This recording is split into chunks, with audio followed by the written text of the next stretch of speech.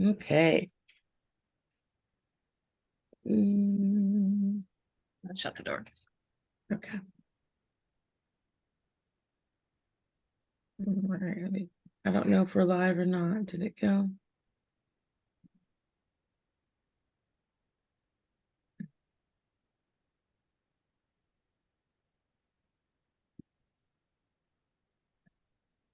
What do you mean I don't have permission to live stream? Of course I have permission to live stream. Oh, let's try this again. I had it all set to go to hit the button, but no. No, no, no. No, no, no.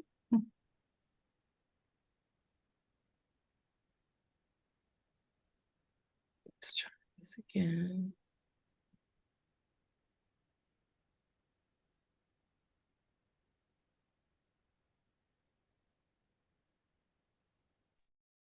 There we go. Good morning, and we are back. This is our 4th week with this series on parenting with purpose. I am Tracy Huff, the confidence coach and the owner of Family Martial Arts Academy. And I have with me today Katie Price, and we have a special guest with us today, Ms. Tamara O'Neill from Triangle Rock Club. So Katie, go ahead and tell everyone a little bit about you and what we're going to talk about today.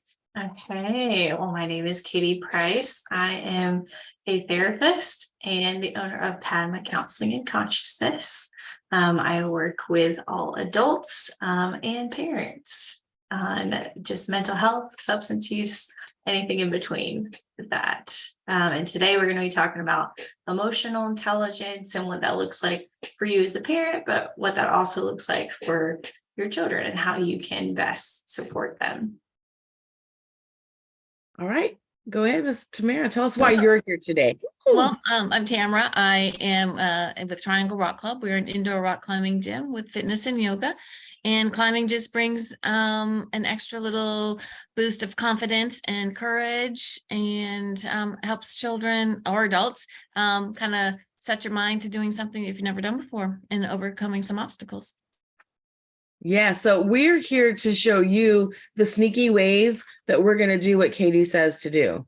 So with the Triangle Rock Club, we partner in a lot of different areas because we have physical activities, but we're both dedicated to equipping our clients and our students with all of these other, I call them ninja tricks because, martial arts school, but we do that. So that's what we're here to teach you how to do to be sneaky like a ninja. All right, Katie, so take it away. Okay, so let's first kind of start by defining emotional intelligence. And so what that really looks like is just the awareness of your emotions in general and being able to be in touch with those.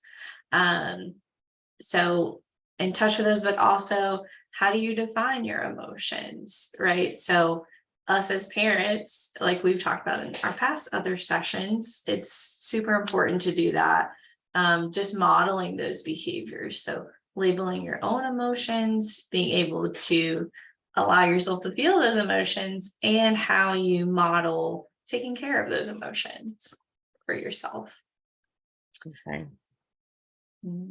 All right, so then let's just bring into what we do. So I get to do that in the martial arts school. We get to help students be aware of their emotions pretty much on a daily basis, because we are pushing them and putting them in situations that are scary and require courage and require them to see themselves differently. And sometimes that it shows up in a lot of different ways. So we get to give them the permission to feel those feelings, because their first reaction is to act like it's not happening. The first reaction is to either come up with an excuse of why they can't do it, won't do it, can't get it done, or they just act like they're too cool for it. Right. Instead of addressing that thing like, hey, I'm a little bit scared to do this. So usually what I do is I tell them it's scary. And I tell them something about the first time that we do it, or students do it, or I've done it, so that they know that that's an okay emotion to have. And then we talk about what failure looks like in that moment. Like if you Mm. do this, it's okay. If you do this, it's okay. If you do this, it's okay. And then we set the stage for the only thing it's not okay to do is to not try. And so once we do all of that, and I let the senior students, the students who know how to fail epically and be okay with it, go. And sometimes they fail epically and it automatically makes them relax. And so that's how I handle it with where we are. What about you, Tamara? Well, since we are an indoor climbing gym, we have that height issue. So lots of people are scared of heights. So it is a comfort level. And if they can at least get on the wall and go to a comfort level, and then just try to go one hold higher. So that's what we always want to do. Just go one hold higher to get out of that comfort level. You don't have to go to the top. Like Tracy said, I mean, don't push it, but if you can try to go one step or one hold higher and then come down. And then the next time, remember where you were at before and then go one hold higher. And if you're not attached to a rope and you're bouldering, guess what? We all fall. It's part of climbing. So you are going to fall. So it's part of it. So kind of with that expectations that we're all here and we're all going to do the same thing and we're all falling. So Yeah, and that's why you have mats, right? right. Yeah, that's why we have mats. Yeah, like that's why we have mats. In life, we don't have mats, but here we have mats. Yeah, they're safe, but We can make it a little softer. So those are some ways that we do it. Now, what about like some tips, Katie, for parents who maybe have like they're modeling what they were taught and they were taught to push it down, to not feel it and to do that? Like, how can they start changing their ideas about that? Yeah, absolutely. Well, I think in therapy we use a metaphorical mat, right? Like as in a safety space for you to land emotionally things. So I love that. And I also love the language that you use, Tracy, of giving like permission almost to be able to feel those things like, hey, this is a natural reaction to what's going to happen. And let's just go ahead and get all that stuff out on the table. Like, these are some things that you're probably going to feel, and that's okay because everybody else has probably felt those same things too. So I really love that. But on a practical note, with how do you cultivate emotional intelligence for yourself or your children? I think as the parents, Yale University talks about the ruler approach to things. And that's just an acronym for a couple of different principles. So the R in ruler being recognizing your emotions in oneself and others. So that labeling portion of things. Well, we'll get to that later, but recognizing emotions first, understanding what that emotional state looks like. Okay, if you, not just mentally what it looks like, but physically in your body, or are you having a physiological response to that? Meaning like your heart's racing, your hands are sweaty. What does it look like with different emotions for things? And that can be hard if we don't allow ourselves to be able to slow down to recognize that. So first step is recognizing. The U in ruler being understanding the causes and consequences of those emotions. So when you give yourself time to pause, first recognize it.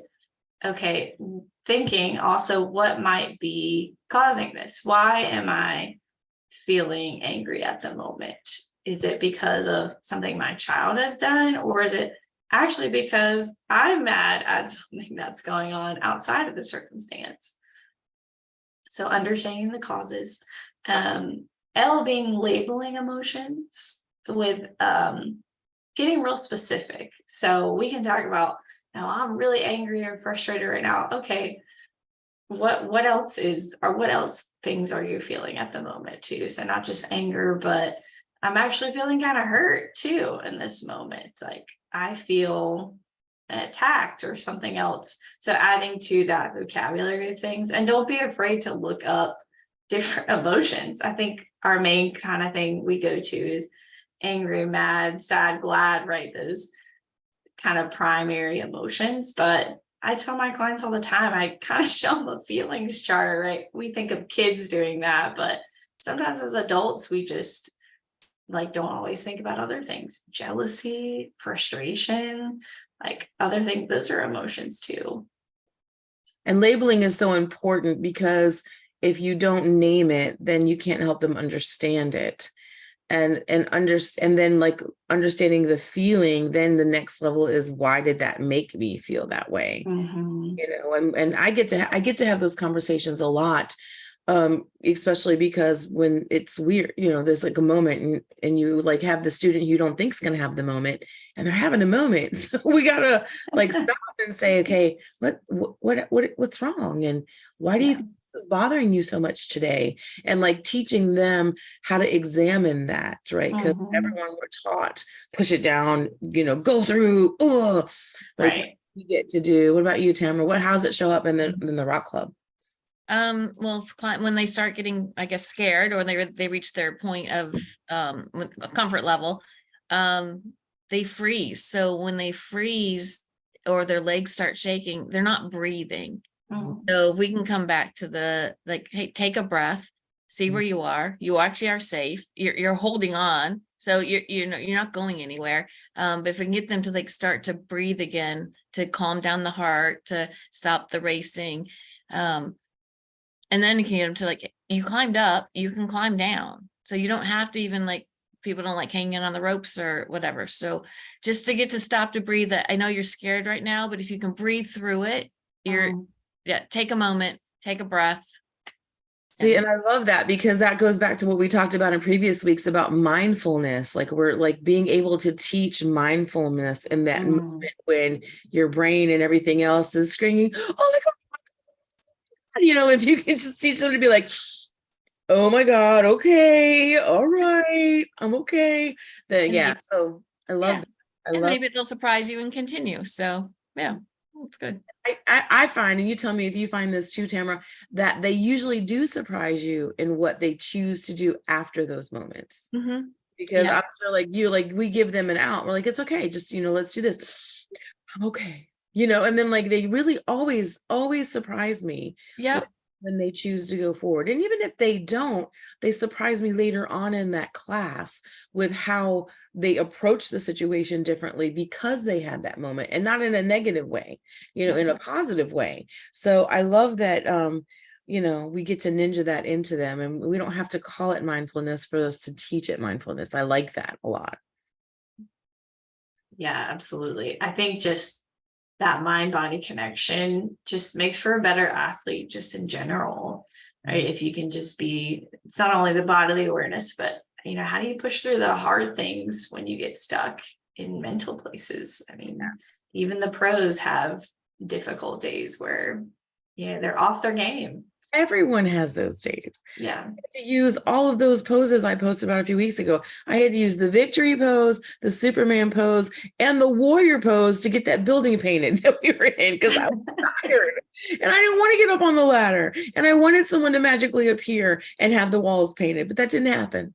Right. So like we have to have those little tools and tips and tricks in our pocket to self-motivate too, and to like go, okay, I know that my for me it was my legs hurt and my knees are bothering me, but I got to get back up on that ladder because that's not going to paint itself. Right. So yeah, I like that. All right. What does the E stand for?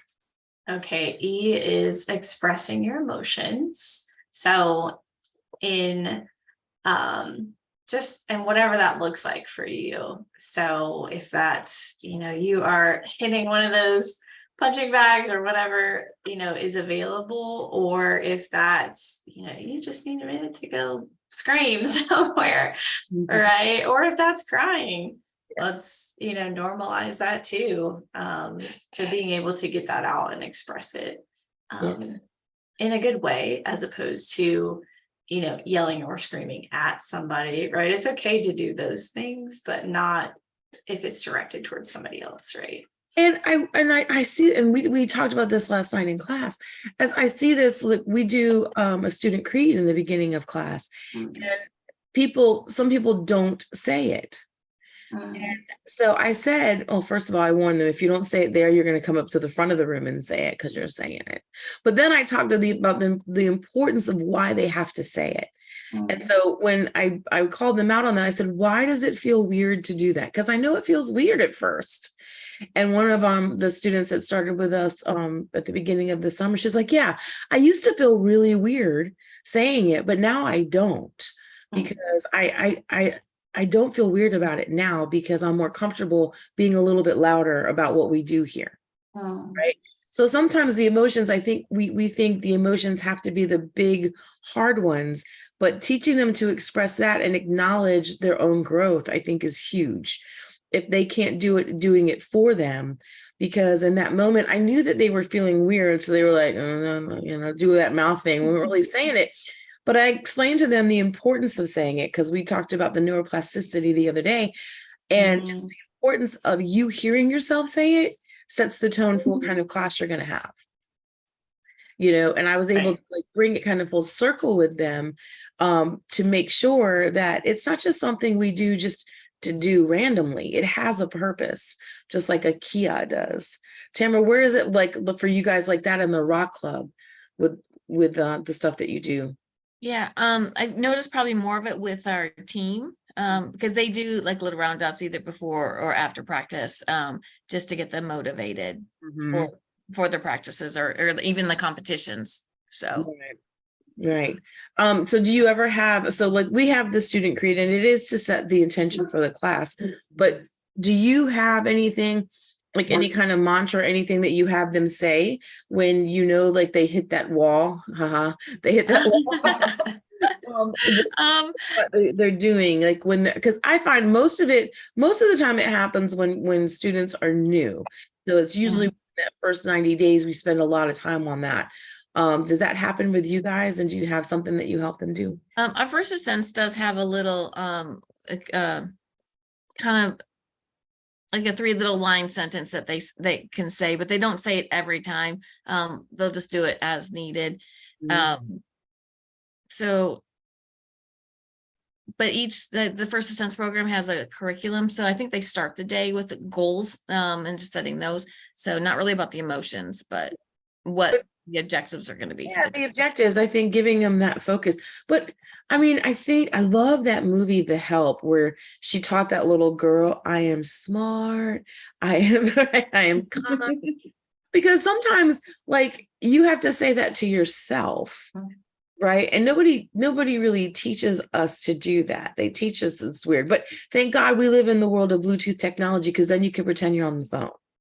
Right. Nobody knows that you're talking to yourself, right? Or you're in your car talking to yourself. Those are my little secrets. I have if people think, which I don't really care, but you know, I do like talk to myself very, very vividly and ferociously when I'm in my car. Like, you need to get it together, girl. Like, you know, and I'm doing all the head thing, but I'm really talking to myself, right? Giving myself my own pep talk. But just kind of setting that tone and setting that focus. But I love that movie included that, because I think it was a really sweet way to talk, to demonstrate the power of words, you know. All right. I'm sorry, Katie. I really like that. And that really did happen last night in class. Then, so like, but doing it in the group setting where we can talk about it, it just really brings it down, and everybody kind of is like, oh. So when I make them say, I am amazing, I am awesome, you know, at first they start, I'm amazing. And then then they get really loud, and it's great to see it with the teens. It's great to see it with the preteens and teens too. All right, we got one more R. What's the last R? So it's kind of all blends together, but just regulating your emotions with specific strategies, and things like exercise, right? The things that you guys do is a wonderful way to be able to help regulate emotions. Especially I think in community is so important. I mean, that's huge in anything. Like, support is key to everything. So I think having somebody there, so the parents being attuned, right? We talked about other topics, being attuned to the child, and also in community with other kids. So that neuroplasticity, they also are learning from other kids how to regulate emotions as well, and what's appropriate in terms of like just behaviors. So would you say, so I think the to me, when we say regulating, regulating in my mind sounds like controlling. Mhm. Really, we're not trying to control them. What are we trying to do when we're regulating them? When we think about regulating, I would kind of attribute that to calming yourself down, finding ways to self-soothe Okay. your emotions, as opposed to feeling like I'm on a roller coaster and I'm from one emotion to the next. It's okay. I can going through the steps, I can recognize it, I can label it, what's going on for me, the causes of this, and then I can allow myself to express and self-soothe that emotions, right? Kind of going through the full steps of everything. I think that's kind of what it looks like. Okay. Yeah. Because I think, again, going back to we talked in previous weeks about not knowing because you weren't taught. Yeah. So when it comes to learning how to self-soothe, like I think this is where as adults, self-soothing looks like alcohol, cigarettes, Mhm. like all the sugar habits, like all the bad habits, right? Those are the ways that we've adopted to self-soothe. So I guess my question is, how can you recognize in yourself first how you're self-soothing, and then like in your kids, like how are they making that choice now? Mm. Very good and complicated question. Um, Do it, they do. No, I think that's important to ask though. Yeah, everybody is so individual and so unique. I always come at it from, I think, recognizing what's working and what's not working in your life for you. If you're recognizing that there's some patterns of behavior for yourself and you kind of feel stuck in a lot of ways, or you find yourself, maybe it goes from a glass a night to 2 glasses of wine a night, and you're like, okay, well, now I'm kind of thinking about it all the time, or that's kind of my go-to when I'm stressed. Maybe it's something I just need to look at what my relationship with that is like, or I find myself, just kind of binge watching and getting lost in TV pretty frequently. Not that either of those things are bad in and of itself, but I think your relationship to those things is worth looking at. Okay, for me, it's cake, like sugar. So it's like I used to call them, I don't haven't really in a long time. Okay, a few weeks ago I had one of those moments when we were doing the move-in, but it's usually like, okay, could you just go get some birthday cake? I just need birthday cake. I just need a cake right now. Like, because Mhm. it helped me mentally handle the stressors that I was having. Like, Mhm. that's my go-to. Now I know, like, it's not like I sit down and eat a whole cake in one sitting, but then cake for breakfast becomes a thing, which I tell myself the lie that having cake for breakfast is just like having a muffin. Isn't a muffin cake, really? I Like, mean, really? Isn't it basically. like, so when I say, my husband's like, you're having cake for breakfast, and I say, isn't a muffin cake? Isn't it just without icing, right? And he's like, whatever, lady, whatever you got to tell yourself. But I know that, like, with the cake thing, and he knows now too, so he doesn't buy me the big ones like he used to when I first asked for them. So he'll buy the cakes that will only last like a day or two, right? So I think I don't go cold turkey, but if I can moderate what's making me feel better, so I can get to a mental space to look for a solution, that's how I handle it. What about you, Tamara? Anything you want to confess? Well, if I'm at the gym and working, I can take a break. And if you go on the wall, you can't think of anything else. Oh So yeah. you can be in a bad mood or you can be upset. And if you get yourself on the wall, your mind just closes and everything disappears. So that is like a healthy option that I can do when I'm at work. Okay. All Because right. I can't turn to the wine at work. That doesn't work. Yeah, that's not a thing. And I'll save that one for the house. See, cake is an everywhere thing. That's my problem. Yeah. Well, we have candy bars, so there we go. Yeah. Excellent. Now, what do you have you observed anything while they're on the wall? Like, is that a natural is it an immediate response, like once you start learning because you have to focus in on what you're doing? Or do you find that with some of the people that climb, it takes a minute to get there? Is it like, I guess my question is it like running, like where they talk about that runner's high, but for some people, like we're like, never, ever have I felt good about running. Like, how does that work? Yeah, well, climbing is fun, but all ages go through that. You can see the change in them if they're having a moment or they're stressed about something. I've talked to all the adults, and people will just tell you that it happens. Climbing is a community, so people are going to talk about this stuff, but everybody feels that sense of relaxation or the focus. Like sometimes it's just a little bit hard of like to get the move that you need to do to get up the wall, and just trying to solve the puzzle to get where you need to go. Your mind shuts down for some reason automatically and you just think about it. So it does happen. I've seen behaviors on children change. In our we do an adaptive climbing as well, and it's really good for like an autistic child to climb up the wall. It gives them that focus Yeah. where you're going next. With the autistic, what about the ones that are very tactile? Do they have a problem doing that, or if they have like a sound, if it's Not normally, no. All right. So that's a more healthy way. Oh, of course, at the karate school, I do get to hit bags and I get to yell. Like I tell the students, this is the one place you can be as loud as you want to be.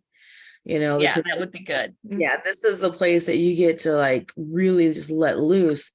And teaching them, and it's interesting, it's just like when we teach the women's self-defense program, we have to teach them to use their voice, right? A lot of people, I think we don't realize how much we tell everyone to not use their voice. So in those classes, it takes us a minute to get them to use their voice as a tool for breathing, as a tool to be a pattern disruptor for if it's an attacker or if it's the way that you're thinking. So like we spend a lot of time having to teach people that your voice is one of your tools because they're just so not used to doing that.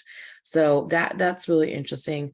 Anything else on regulating? So you said exercise, we've got that covered, right? Like community, we've got that covered.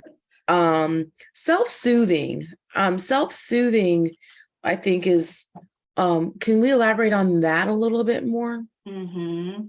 Yeah, so self-soothing, I think, is just anything that brings you comfort. And it can be, as silly as like just grabbing a blanket and holding that or cuddling your pet. I think food can also be a way to self-soothe. Let's not demonize that, right? Like, I think we normalize having a glass of wine after work to wind down, but why don't we normalize having a bowl of ice cream after work to wind down? I think those two things can hold space together. But I think it's just like everything else. If that's always your go-to with things, let's just look at our relationship with it. So I think self-soothing can look just different from everybody, and knowing, kind of experimenting with things. If you have trouble kind of regulating what that might look like, are you more of a physical touch person, right? Do you want to have hugs from other people? Do you need some downtime to just be by yourself, to walk in nature? I'm a huge advocate. That goes back to what we talked about a few weeks ago. It's just like trial and error with your kids. Not that we're experimenting, but we are experimenting and helping them in their self-discovery more. Right. With what we're doing. Like I know my grandson Nikolai, he is great at like just entertaining himself. He can just he'll find things, he's okay with that. And he always has been. But for the ones that don't naturally know that, or may tend to do something that's not so healthy, like eating cake. I know, don't judge me. All right. But just kind of letting them trial and error, and then teaching them how to tap into how they felt after that. Is that like a good strategy to use? I think so.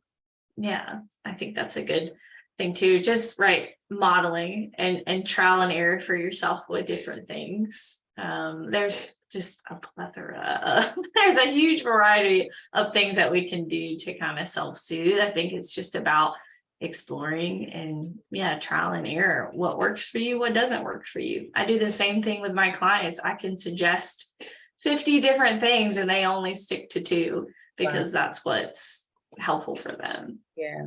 Okay. Just to balance it out, my other self-soothing activity is reading. I love to, and so like that is something I get to do.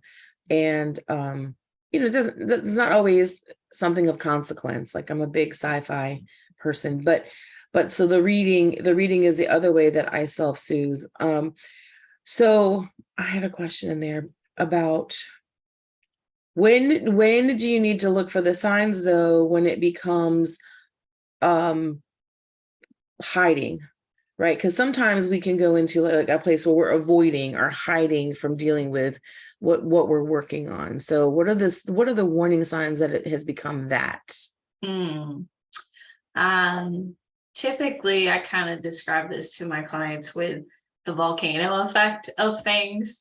So we can get really good at masking and our emotions, our behaviors, hiding things. We can get really good at that, just kind of saving face, if you will, for people or putting on that mask.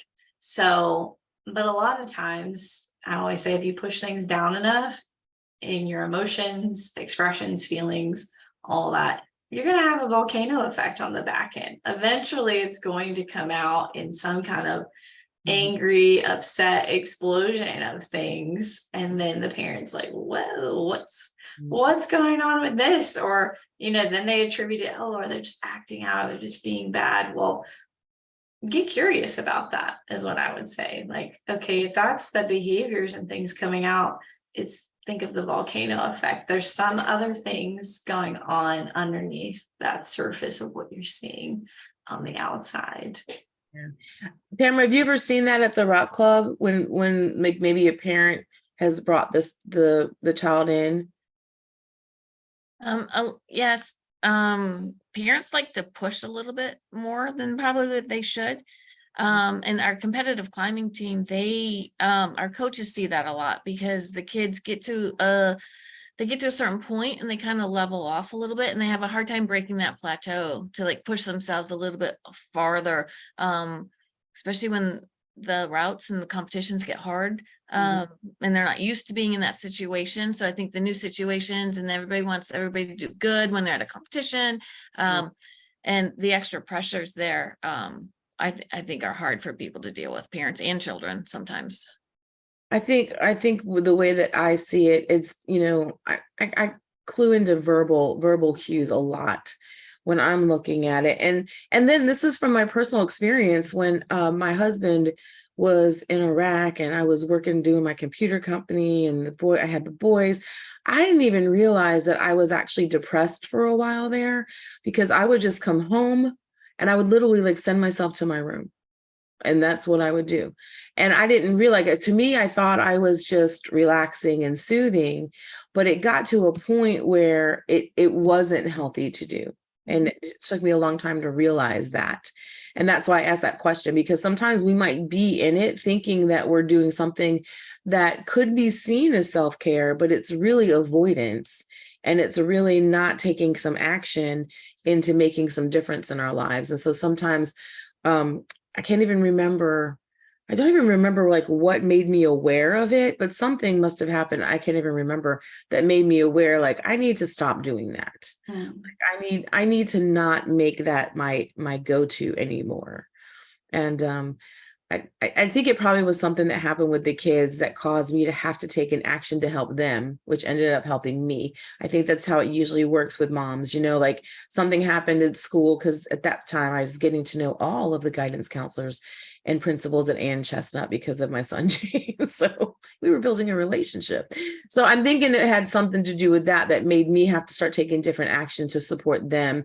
And so sometimes I just wanted to highlight that, because you could be in that moment and not even know that you're in that moment. And so like I'm more hyper aware of it, because that happened to me.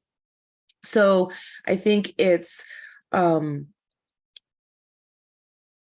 something that we just need to put on our radar, that looking and evaluating it as we're doing the action, because I think we normalize a lot of things. And we also spend a lot of time currently, like everybody's putting their best life out there. Nobody's really talking about the hard things or the feelings of things when, husbands are gone, or, you're working extra, you're working overtime, or you're doing something and it's not going right. Like nobody's really talking about those things in any kind of real way. So that's why I wanted to share and talk about that, because you could be in that moment and need someone from the outside in to help you see that. And I think that's where, like, tapping into Katie, or tapping into my community, or tapping into Tamara's community at the Rock Club, just doing something different might bring your level of awareness out in a different way. So I guess the encouragement I would say for that is to just go try something new. There's so many things out there that you can do that will bring that. I think, the painting places, the wine and painting places, there's just so much to do in our city, or in any city that you're in, that you can just do something new. And that new experience will show you things about yourself that you didn't realize. Like, I think that's why I'm so addicted to martial arts. That's why Tamara's so addicted to the rock climbing, because like you're constantly in a state where you're having to do something new, or you're having to learn something new, and that creates a whole different ball game. So what if someone is not comfortable being uncomfortable? What is the first step, Katie, that they can take to do that? Like, say they say, I might be doing that. What is the first baby step they can take? Yeah, I would say just trying something different for yourself, kind of like we said, stepping outside of your comfort zone, and try and change up your routine. Is this something that I feel like I can break out of myself? If you, like, relating to Tracy's story, if you find yourself, after work, you're going straight to the bedroom every single day, can you break up some of that routine? Maybe you choose to go for a walk right when you get home with the kids, instead of going straight to the bedroom for yourself. And if you can't, if you're finding yourself having a really hard time with that, next step, maybe I need to seek out an outside community to help me support that, or a therapist, somebody to give me an outside perspective, tools and techniques. So baby steps, I think, would just try to be doing something different, adding a small change in your everyday kind of routine. Yeah. Now, the Triangle Rock Club, they also offer yoga. So talk a little bit about that as a baby step, because some people might initially be like with martial arts, like, oh, I'm not breaking a nail, I'm not breaking a sweat. So talk about the yoga program that you have and how that might work. Yeah, we have we have a yoga studio. So we offer classes throughout the day at different times, and different types of yoga. And yoga it's your mat. So your four corners. So whatever you're feeling that day, you can modify it to fit your needs for the day. It works for everybody, all ages.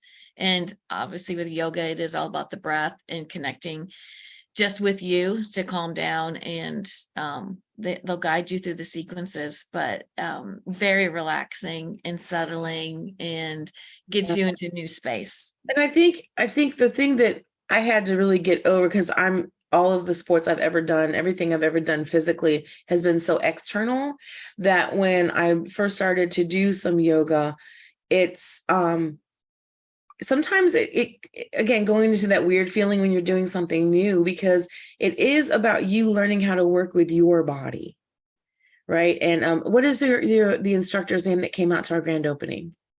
Jay. Yeah. So Jay, before he did any kind of stretching, he talked about that, like how to use your breath to work with your body and stop forcing your body to do something that maybe you haven't done in 15 years ish. So like, I really thought about that. And that's what it had to do for me. Like learning how, I want to reach my toes. Okay, body, we're going to have to do this together. Like start like looking at your body as part of your team. And that was a little different mindset for me. With everything that we're doing. or of everything that I've done in the past. All right. So yeah, I wanted to make sure we talked about yoga because the other thing that I always tell like my clients, my coaching clients, and even my students is just make a better bad decision. Like with my husband, instead of buying me the whole cake, he now buys me a smaller cake.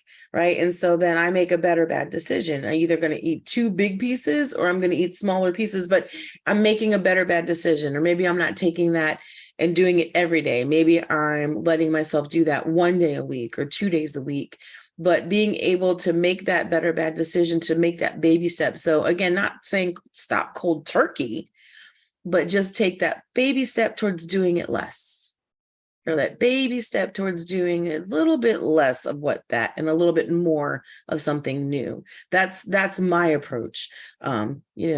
Change, a little bit of change every day. All right, Katie, is there anything else that we need to hit with like supporting and talking about tools? I think we also can think about, so we talked about emotional intelligence as important, but also I think attuning to temperament of your child. And we kind of hit this on the other talks, the previous talks, but just wanted to highlight that again quickly. Temperament. And that's something you guys can look at too. I'll give a brief kind of summary with that. But temperament is just kind of your child's inborn like personality kind of disposition, right? The way that they kind of react. So they might be more naturally shy when interacting with people, or they're a little more loud, friendly, outgoing with things, or they might be a little bit more sensitive to things. So maybe they cry at things a little more easily. And I think working with those temperament traits is more empowering than trying to shift and change them into something that they're not. Right. So kind of attuning again to that child's like individual needs. And there's lots of different categories of temperaments. So we don't have to go into the nitty-gritty details of all of those things. Yeah. If you're not sure, you can reach out to Katie and kind of, I think we all do a way for you to come and like check out our services. So, a call or screening or whatever. But if you're not sure, definitely reach out to Katie. And I think that goes to, again, requiring more of the parents, because the natural reaction to change is because you don't understand that behavior, right? So if it's not you and you don't understand it, then the natural reaction for some parents is to change that into what they understand. So that's probably the first hurdle, is if you look at your child and you wonder, how did I birth that child? Like, they're nothing like me. And you really don't even understand how they process, then what is a first, I mean, of course we know that we have YouTube and we know that we have the internet. But what is a first like gut check thing that they can do the first time they think that thought? Because the thought's not, oh, they have a different temperament. The thought's like, how in the world did they get from A to B thinking like that? Like, that's what we think when we see it. So when we have those thoughts about our kids for the first time, what tools do the parents have to help identify the temperament, and maybe a way of that they think? Is there something kind of, I don't know, like a checklist or just like a broad scope of it so parents can kind of just check in? Yeah, if you like search, Google search Penn State University, they did a lot of research on like specific temperament traits. So maybe, and they have like a whole PDF file, and we can include this in the resource if we need to, of specific, there's a whole different categories. There's a whole list of categories, very detailed, and what it might look like in each child. I mean, there's examples, there's all kinds of stuff. Because I think that's the hard part. We talked about this before, but it's just like getting from, I just need you to put your shoes away. Why do you always fight me on this? Like getting from that moment to like understanding their temperament. And there's some steps in between there. Right. Like they might be naturally like questioning or naturally kind of rebellious. And like, why do we have to beat the rebellion, metaphorically beat the rebellion out of them, right? Like we can just work with that. Like we need people to question our leaders and the rules and Mhm. things that we've already set up, right? We need people to question those things and to fight for Mhm. differences, right? So I think it's a strength. And as a parent, then once we understand, this is how I view it. Once I understand it, then I can teach them how to use that trait for good. Right. So that like when they're in other situations, then I understand it. So now I can say like, when you're doing this, this is like my reaction, and then you can start teaching them and talking to them and helping them be aware of their behavior and how it affects other people, and help them.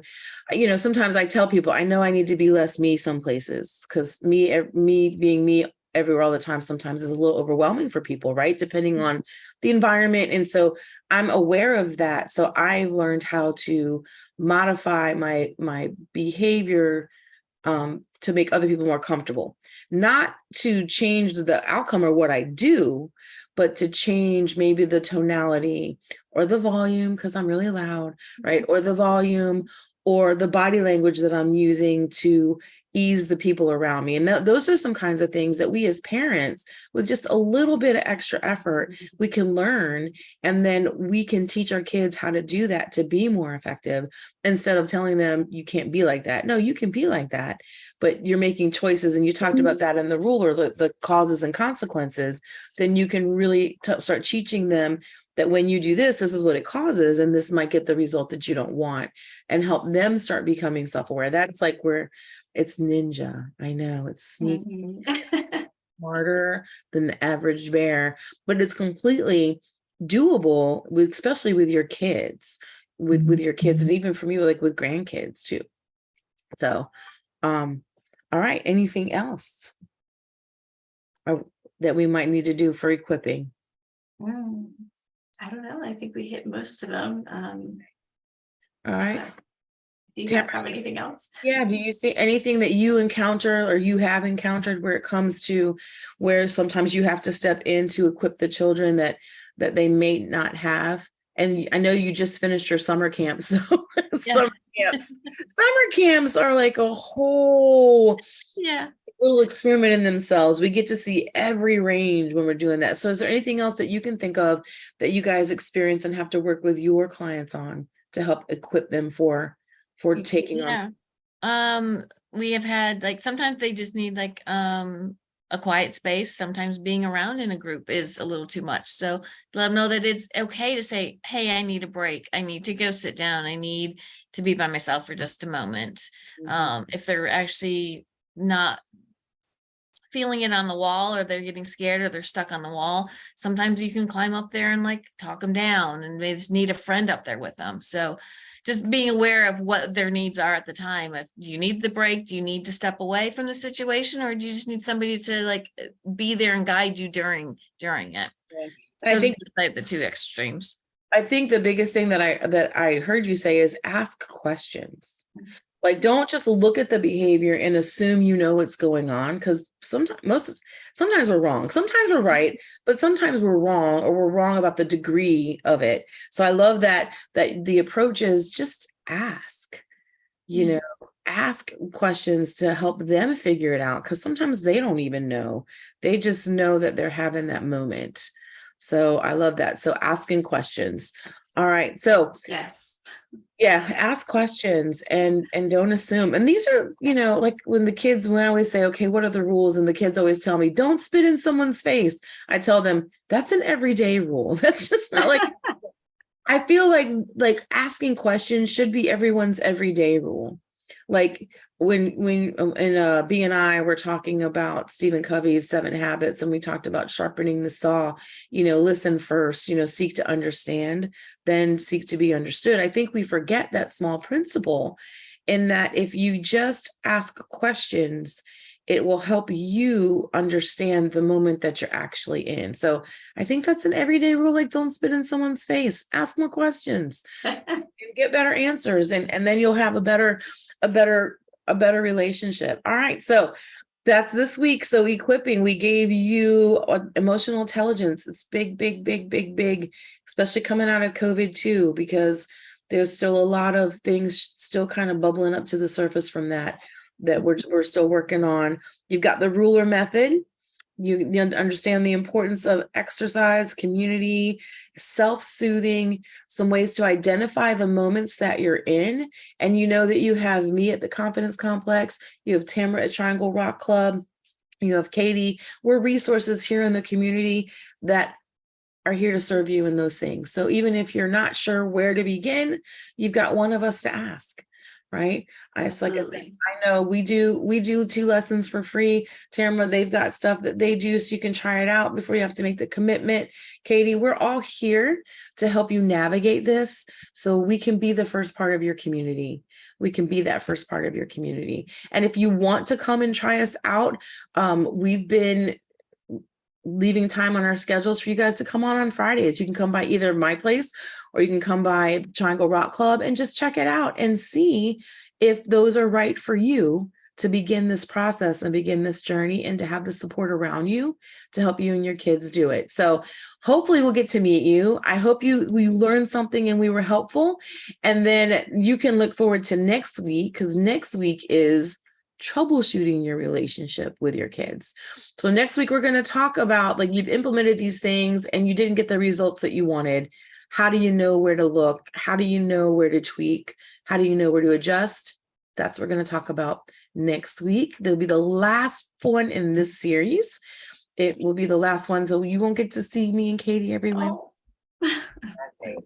But for September, I have something else planned for that mental getting into school, how to help your kids be better at schooling and adulting. I've got a great guest coming on. So I look forward to that. So next week, troubleshooting with your kids. I want to see you in my place. Tamara wants to see you in her place.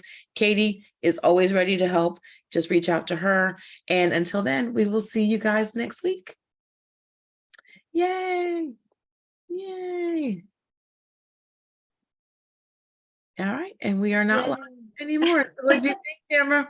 No, it was Good. awesome. No, thanks for the invite. Yeah, Wasn't that fun? that was Wasn't that cool. fun? Yeah. And we've got to find more reasons to do that. We've got to find more ways to do that throughout the year. Like, I need to get on that wall. Yes, you did.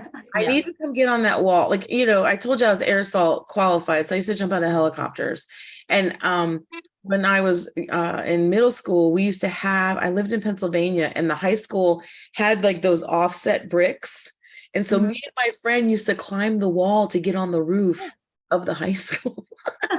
Let me know when you're coming. I got you. Because Yeah.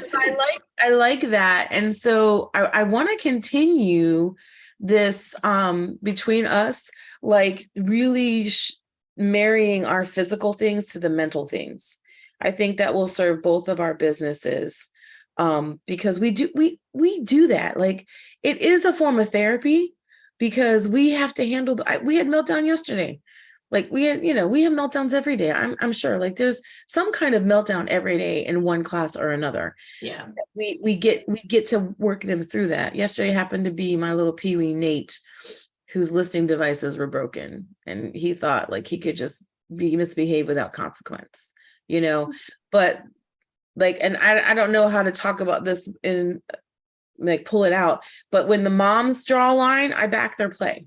And sometimes that's all a mom needs. Like, if a mom says, you don't get the treasure chest, Nate, you don't get the treasure chest.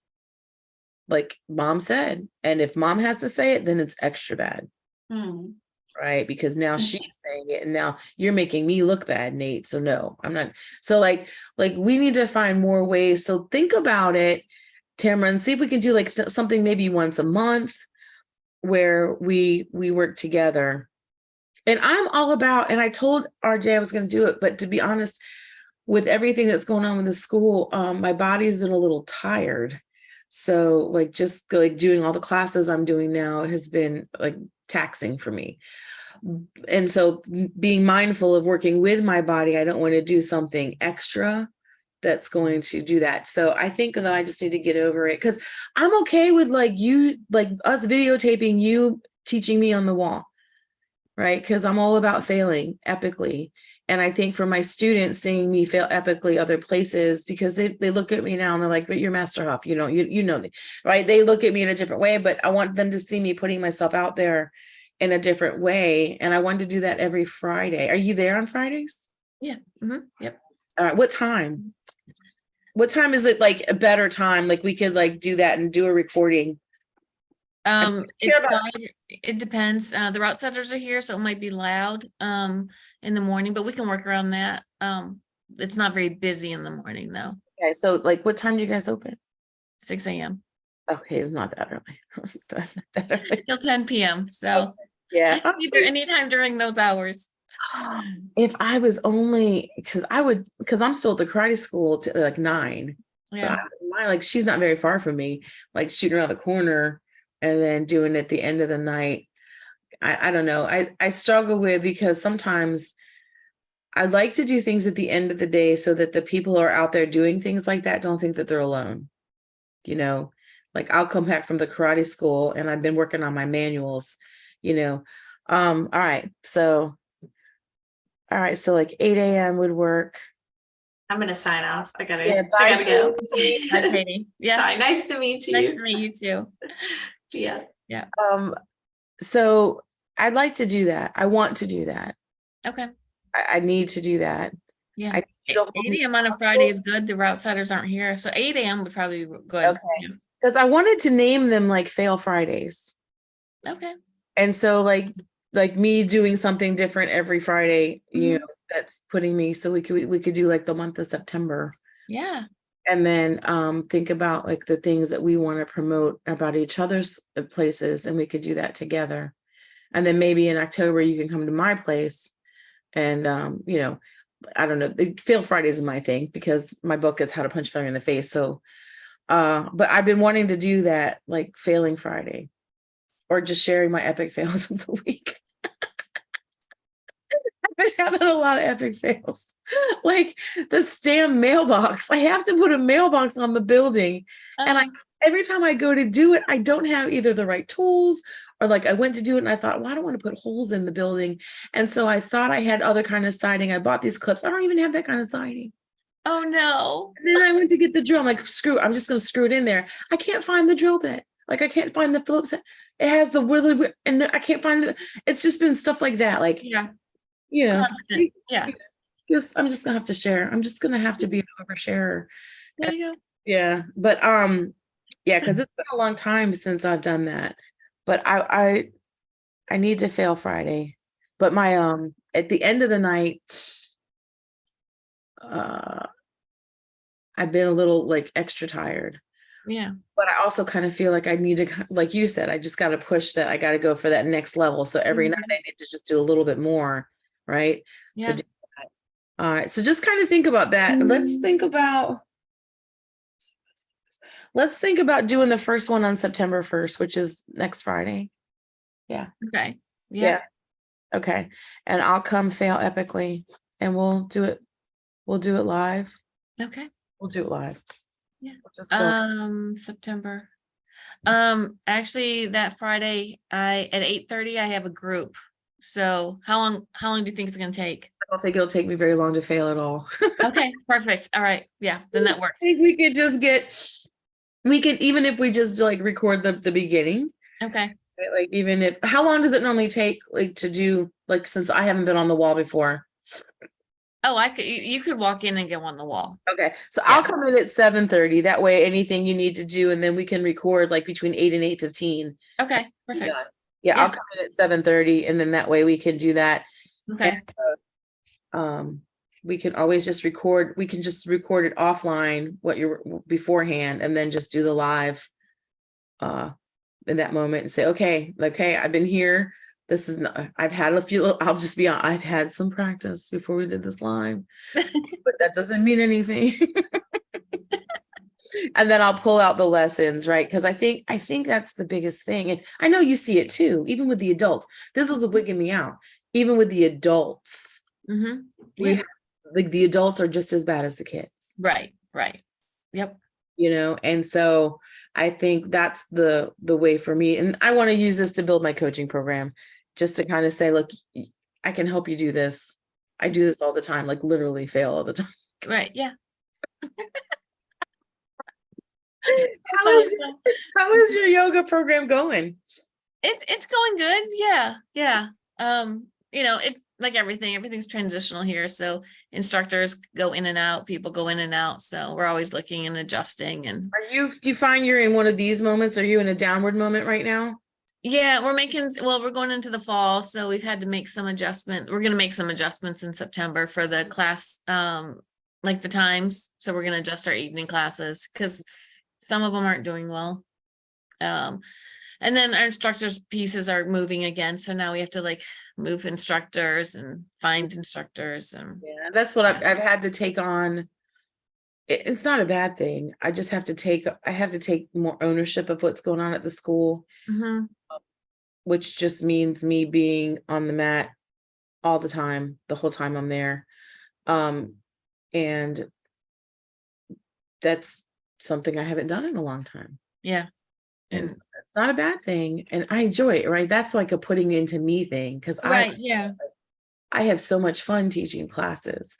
So it's not like I'm like, oh man, I got no, it's like, oh, I get to teach, but the owner in me is like, but that workbook still needs to be done, and this still needs to be done, and that still needs to be done, and Yeah. that's done. Yeah. So there's my one more thing that I have to do. Yeah. Yeah. But I do have fun, when I'm especially teaching the 3-year-olds, because I'm like, and we're gonna do this. I'm like, oh.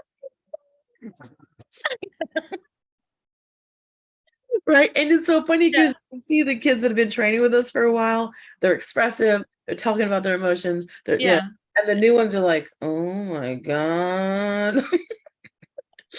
So I get to do that with all of the kids and all of the classes. And even I should have recorded Joe last night because she went all in and she's like, all right, she's my age.